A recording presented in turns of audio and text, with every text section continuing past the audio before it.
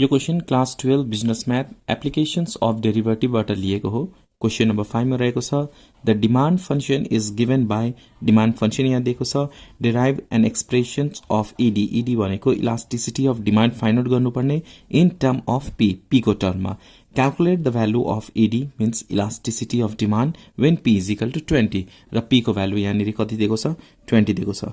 Let's take a start here यहाँनिर demand function दिएको छ p is equal to so we can write here p is equal to 40 minus q square यो p को value हो। अब इसको derivative find out गर्ने with respect to q so dp by dq is equal to 40 को derivative हुन्छ 0 okay कुनै पनि कन्स्टेन्ट नम्बर को डेरिभेटिभ 0 हुन्छ लेख्नु पर्दैन यहाँ माइनस माइनस लेख्ने q स्क्वायर को डेरिभेटिभ हुन्छ 2q okay now we have to use formula so before that we have to interchange this one dq लाई माथि राख्ने by dp is equal to यसको रेसिप्रोकल फाइन्ड आउट गर्दा right side को पनि reciprocal find out गर्नुपर्छ। यो minus को माइनस यहाँ केही तल छैन भने 1 हुन्छ 1 माथि जान्छ 1 by 2q okay reciprocal of this one find out after this now let's use formula of elasticity of demand which is denoted by ed ed ले डिनोट हुन्छ। यसको फर्मुला के छ dq by dp into p by q।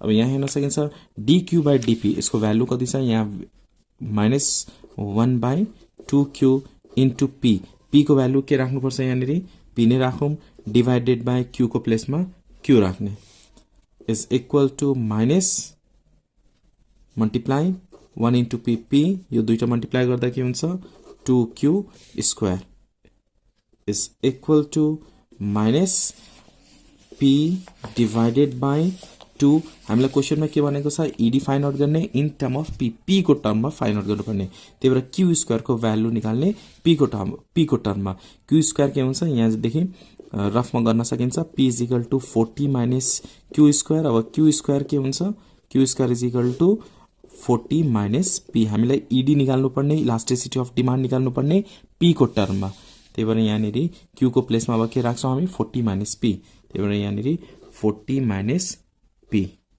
यो भयो elasticity of demand in term of p। अब फेरि के भनेको छ हामीलाई क्याल्कुलेट भ्यालु पनि गर्नुपर्ने of ED when p is equal to 20। अब p को भ्यालु 20 दिएको छ when p is equal to 20 then ed is equal to minus p को प्लेसमा 20 राख्ने 20 divided by 2 40 minus 20 okay to after that minus 20 divided by यो 20 हुन्छ 20 into 2 into 20 हुन्छ यो 20 क्यान्सल भयो is equal to minus 1 by 2 is equal to minus 0.5 city of demand कति आयो माइनस 0.5 इज द एन्सर।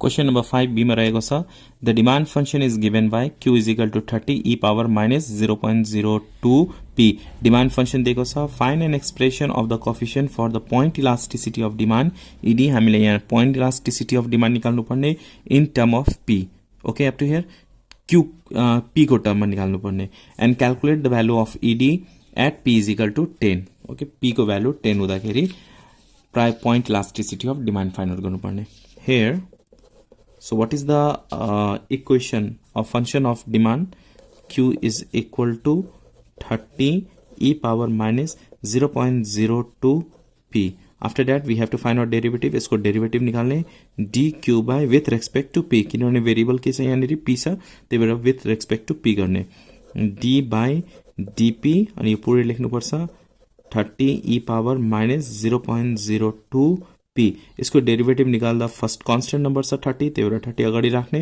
त्यसपछि हामी पावर अगाडि राख्नु पर्छ पावरमा के छ e पावर माइनस 0.02 p छ त्यही भएर जस्ट कांस्टेंट नम्बर लिने माइनस 0.02 ओके त्यसपछि e पावर माइनस 0.02 p हुन्छ यसको using formula e by e x र e पावर ax छ भने a चाहिँ अगाडि आउँछ र e पावर x हुन्छ यसको डेरिभेटिभ यस्तो हो।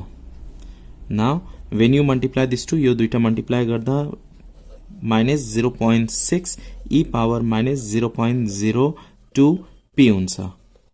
Now we have to use formula. We have point elasticity of demand is equal to dq by dp into p by q.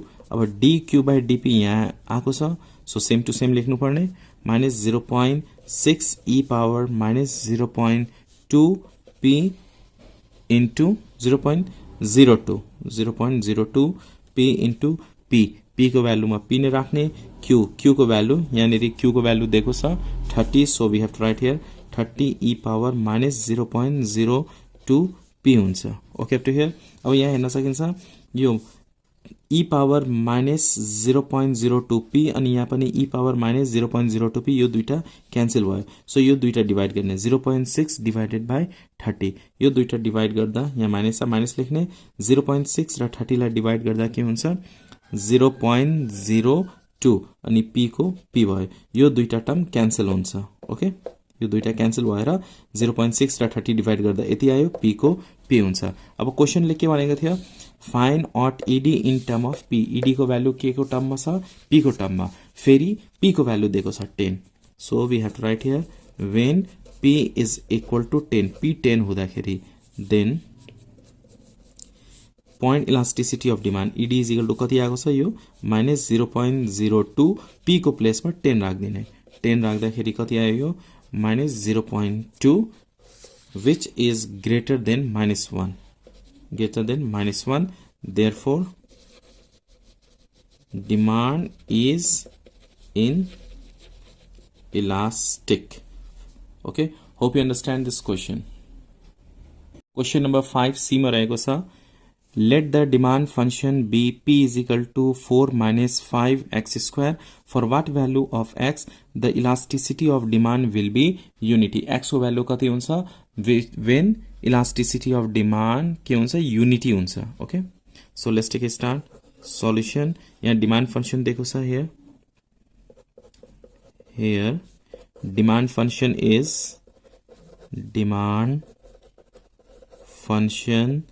is p is equal to 4 minus 5x square. यति हो. त्यसपछि यसको derivative find out गर्ने, so dp by dx, derivative p with respect to x, किनभने यहाँ x छ त्यही भएर विथ रेस्पेक्ट टु x. 4 को डेरिभेटिभ हुँदैन, 0 हुन्छ, र माइनस 5x स्क्वायर को 5 र 2 मल्टिप्लाई गर्ने, माइनस 10 र 2 मा 1 सब्ट्र्याक्ट गर्ने, सो माइनस 10x भयो.